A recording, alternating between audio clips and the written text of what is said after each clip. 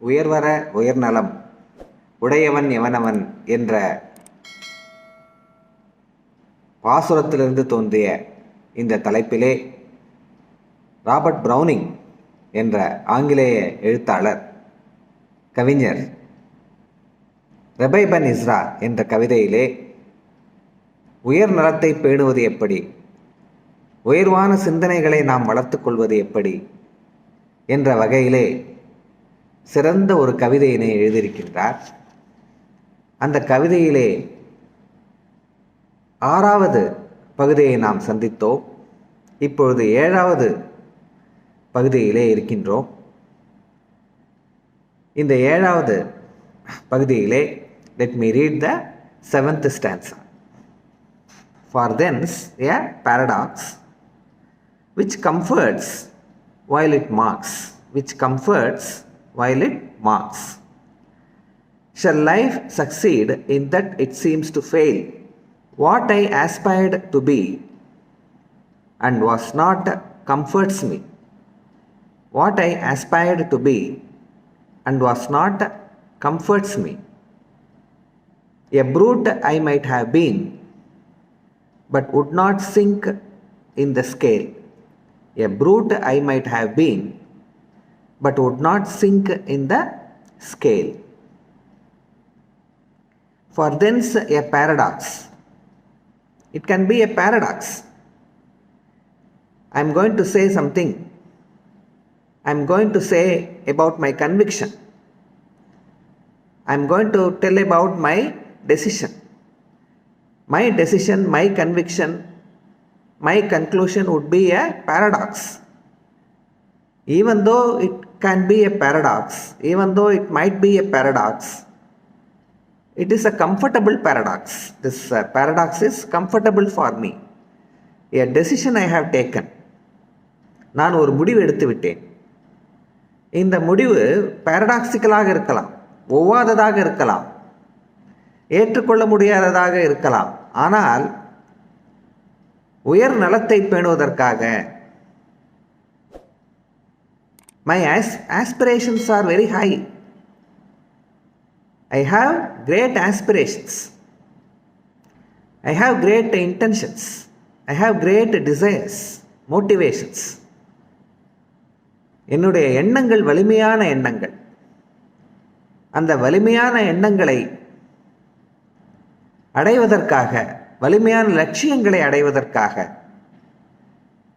வலிமையான குறிக்கோள்களை அடைவதற்காக நான் ஒரு முடிவை எடுத்து விட்டேன். எல்லாருமே பார்த்தீங்கன்னா இந்த மாதிரியான ஒரு முடிவை எடுத்துடணும். அது எந்த முடிவு அப்படின்னு பார்த்தீங்கன்னா, அது ஒவ்வாததான முடிவாக தான் இருக்கும். Paradoxical. He says it is a paradoxical decision. அது என்ன? Shall life succeed in that it seems to fail? Shall life succeed in that it seems to fail? I welcome my failures. I welcome my failures with a red carpet. என்னுடைய தோல்விகளை நான் வரவேற்கிறேன். What decision I have taken? I have decided to welcome my failures. This conclusion is rather paradoxical.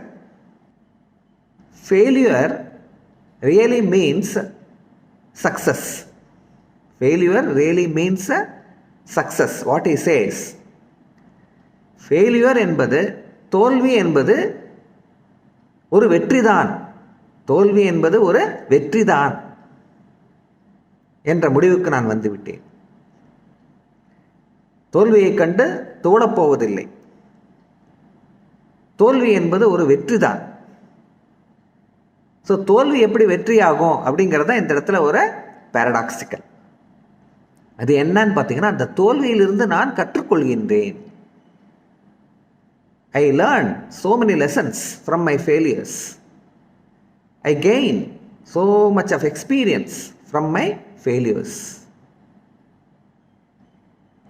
It may be mocking, it may be ironical. எல்லாரும் என்னை பார்த்து நீங்கள் சிரிப்பீங்க.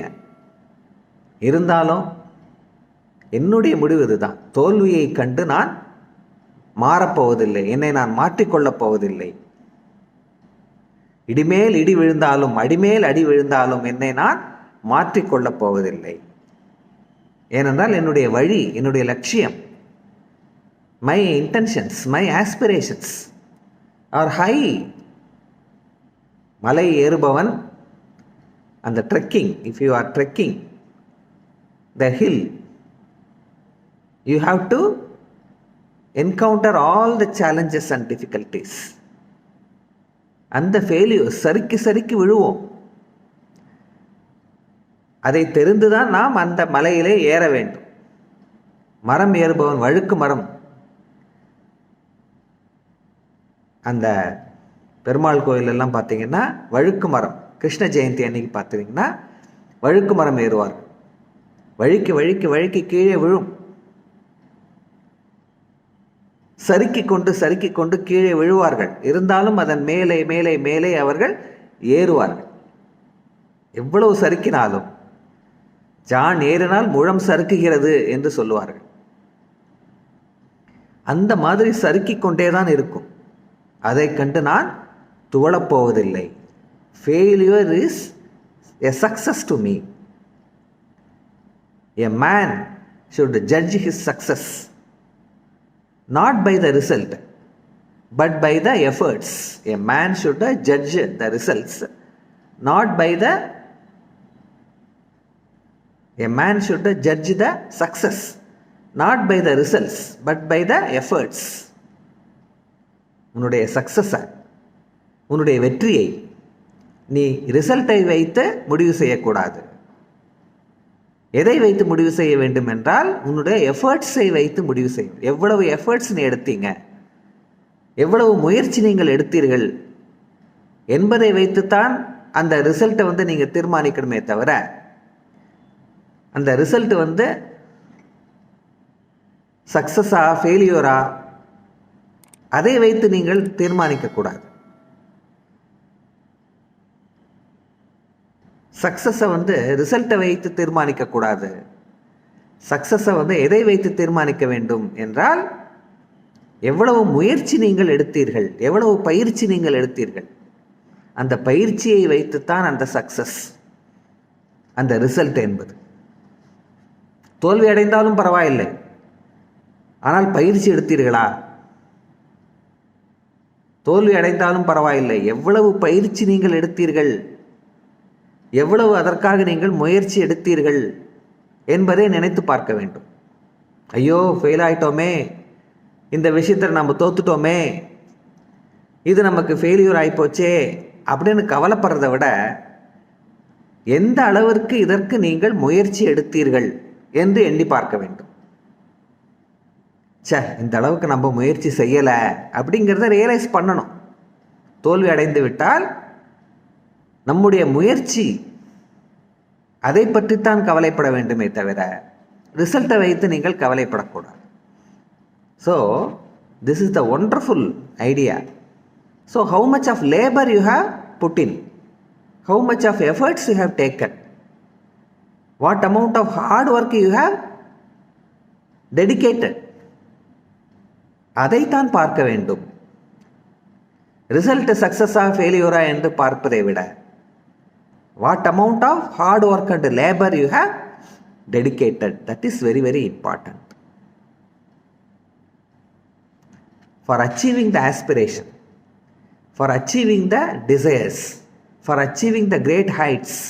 அந்த உயரத்தை அடைவதற்கு எந்த அளவிற்கு நீங்கள் பயிற்சி எடுத்தீர்கள், எந்த அளவிற்கு முயற்சி எடுத்தீர்கள் என்பதுதான் முக்கியம். So shall life succeed in that it seems to fail? So failure is the stepping stones to success. What I aspired to be. So for achieving my aspirations,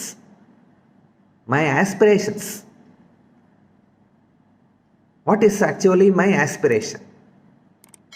Do I have lofty ideals? Do I have lofty ambitions? Do I have lofty aspirations? You think. நினைத்து பாருங்கள். என்னுடைய எண்ணங்கள் எப்படி இருக்கின்றன? உயர்வான எண்ணங்களாக இருக்கின்றதா? அந்த எண்ணங்கள் உண்மையிலேயே உயர்வான எண்ணங்களாக இருக்கின்றதா என்று திங்க் பண்ணி பாருங்கள். அதை அடைவதற்கு உன்னுடைய முயற்சி எந்த அளவுக்கு இருந்தது, பயிற்சி எந்த அளவிற்கு இருந்தது என்று எண்ணி பார்க்க வேண்டும். அதுதான் உயர்வான நலத்தை கொடுக்கும். What I aspired to be and was not comforts me. So it is a comfortable paradox. Failure also is a comfortable paradox. I would not have achieved great heights. I would not have realized my aspirations. I would not have achieved my desires and intentions and my wishes. நான் அடையாமல் போயிருக்கலாம், நான் தோல்வியே அடைந்திருக்கலாம். இருந்தாலும் நான் முயற்சி எடுத்தேன், அதற்காக நான் பாடுபட்டேன், உண்மையிலேயே நான் அதற்காக பாடுபட்டேன் என்ற ஒரு எண்ணம், தட் இஸ் த ரிசல்ட். அது ஃபெயிலியராக கூட இருக்கலாம், சக்சஸ் ஆகாமல் கூட போயிருக்கலாம். So the hard work and labor which you have dedicated for your aspirations, that comforts you, that has to comfort you. அதுதான் உன்னுடைய மனதை செம்மைப்படுத்தும், பட்டை தீட்டும். உன் மனதிற்கு அந்த பயிற்சி எடுத்தீர்கள் அல்லவா, அதுதான் உங்களுக்கு ஆறுதலாக இருக்கும். தோல்வி அடைந்திருந்தால் கூட நீங்கள் எந்த அளவுக்கு பாடுபட்டீர்கள் என்ற ஒரு விஷயம் இருக்கிறதா, அதுதான் ஆறுதலை கொடுக்கக்கூடியது. கம்ஃபர்ட்ஸ், தட் கம்ஃபர்ட்ஸ் மீ, எனக்கு அதுதான் ஆறுதலை கொடுக்கும், மகிழ்ச்சியை கொடுக்கும். தோல்வியை அடைந்தாலும் நான் அதை பற்றி கவலைப்பட மாட்டேன். ஸோ மனிதன் என்பவன் எப்படி இருக்க வேண்டும்? இப்படித்தான் இருக்க வேண்டும். ஏதோ மனிதன் பிறந்து விட்டான் என்று இருக்கக்கூடாது. ஏதோ மனிதன் பிறந்து விட்டான், அவன் ஏனோ மரம் போல் வளர்ந்து விட்டான். எதிலும் அச்சம் எதிலும் ஐயம் எடுத்ததற்கெல்லாம் வாடுகின்றான். எதிலும் அச்சம் எதிலும் ஐயம் எடுத்ததற்கெல்லாம் வாடுகின்றான். தன் இயற்கை அறிவை மடமை எனும் பனித்திரையாலே மூடுகின்றான். தன்னுடைய இயற்கை அறிவை, natural knowledge, he is covering the natural knowledge, he is spoiling the natural knowledge, he is spoiling the sixth sense, intellectual ability, discerning ability, deciding ability. All these things he is covering.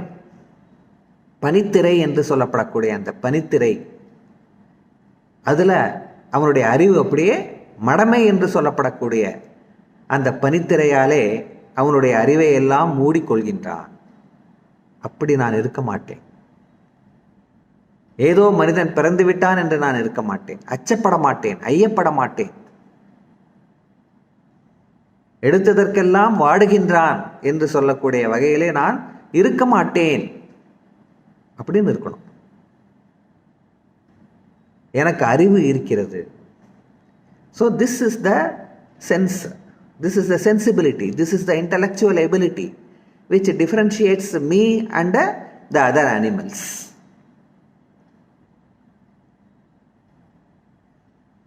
So what I aspired to be and was not comforts me. A brute I might have been, but would not sink in the scale. So I would not sink in the scale of the brutes. I would not go down to the level of an animal. I would not go down to the level of a brute. ஒரு brute என்று சொல்லப்படக்கூடிய animal,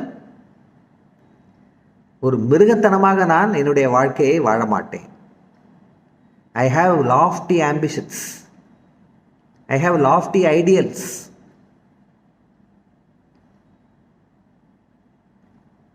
அறிவு என்பதை நான் பயன்படுத்திக் கொள்வேன்.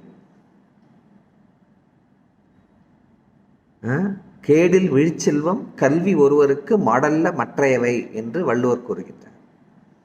எவ்வளவு பெரிய கேடு வந்தாலும், எவ்வளவு பெரிய இழப்புகள் உங்களுக்கு வந்தாலும், எவ்வளவு பெரிய சோகங்கள் உங்களுக்கு வந்தாலும், அந்த கல்வி என்பது உங்களுக்கு அந்த கேட்டிலே கை கொடுக்கும். So this intellectual ability is differentiating you between you and the other animals. A brute I might have been, but would not sink in the scale. I would not sink, I would not yield to animalistic tendencies. I would not yield myself to the failures. Even though I encounter many failures in my life, I would not yield. I would not surrender to the failures. I cannot become a brute. I cannot become an animal. So where is the difference between my ambitions and the animals? எனக்கும் அந்த அனிமலுக்கும் அந்த மிருகத்திற்கும் எந்த ஒரு வித்தியாசமா இல்லாமல் போயிடுமே. மனிதன் பாதி மிருகம் பாதி கலந்து வைத்த கலவை என்று சொல்கின்றோம். ஆனால் மனிதன் மிருகத்தனமாக இருக்கக்கூடாதே. அந்த மிருகத்தனத்தை கொஞ்சம் கொஞ்சமாக நாம் வெளியேற்ற வேண்டுமே. அறிவு என்ற அறிவை கொண்டு, அந்த கருவியை கொண்டு நாம் அந்த மிருகம் என்ற ஒரு பகுதியை, நமக்குள் இருக்கக்கூடிய அந்த மிருகத்தனமான எண்ணங்களை வெளியேற்ற வேண்டும் அல்லவா? அதற்குத்தானே அந்த அறிவை பயன்படுத்தி கொள்ள வேண்டும். So I would not sink in the scale of an animal. மனிதன் பாதி மிருகம் பாதி என்று அவர் சொல்லவில்லை. ராபர்ட் ப்ரௌனிங், நான் மிருகத்தனமாக இருக்க மாட்டேன், அதை நான் கொஞ்சம் கொஞ்சமாக வெளியேற்றுவேன். ஆனால் உண்மையில் பார்த்தீங்கன்னா நாயாகவோ நரியாகவோ பிறந்திருந்தால் கூட நல்ல பழக்கங்கள் வந்திருக்கும். நாயாய் மனிதன் பிறந்திருந்தாலும் நன்றி எனும் குணம் நிறைந்திருக்கும். நரியாய் அவனே உருவெடுத்தாலும் தந்திரமாவது தெரிந்திருக்கும். நாயாய் மனிதன் பிறந்திருந்தாலும் நன்றி எனும் குணம் நிறைந்திருக்கும். நரியாய் அவனே உருவெடுத்தாலும் தந்திரமாவது தெரிந்திருக்கும். காக்கை குலமாய் அவதரித்தாலும் ஒற்றுமையாவது வளர்ந்திருக்கும். காக்கையாய் பிறந்திருந்தால் ஒற்றுமையாவது வளர்ந்திருக்கும். நரியாய் பிறந்திருந்தால் அந்த தந்திரமாவது தெரிந்திருக்கும். நாயாய் பிறந்திருந்தாலும் நன்றி என்ற குணமாவது அவனுக்கு தெரிந்திருக்கும். ஆறறிவுடனே பேச்சும் பாட்டும் நிறைந்தே மனிதன் பிறந்து விட்டான். அந்த ஆறாம் அறிவை தேரா அறிவாய் அவனே வெளியில் விட்டு விட்டான். அந்த ஆறாம் அறிவை தேரா அறிவாய் அவனே வெளியில் விட்டு விட்டான்.